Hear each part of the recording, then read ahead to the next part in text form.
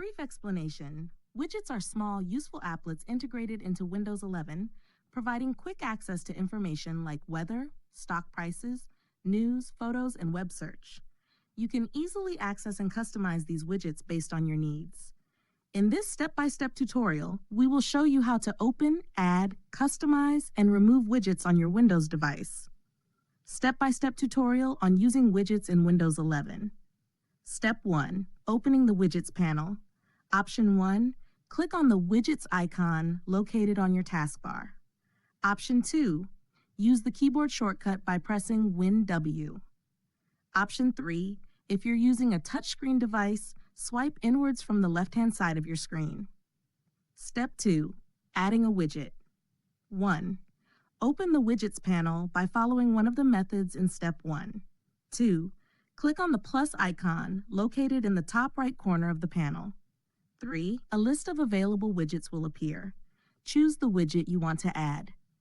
4. Click on the plus sign next to the widget name to add it to your panel.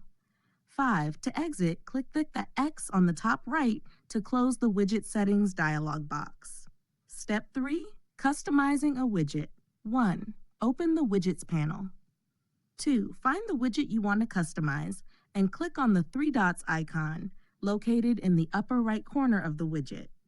3. You can adjust the widget's size by selecting from small, medium, or large. 4. To access further customization options, click on Customize Widget. For example, in the Weather widget, you can enter your location to receive localized weather information. Step 4. Removing a widget. 1. Open the Widgets panel. 2. Click the three dots icon on the upper right corner of the widget you want to remove. 3. Select Remove Widget from the drop-down menu. The widget will be removed from your panel.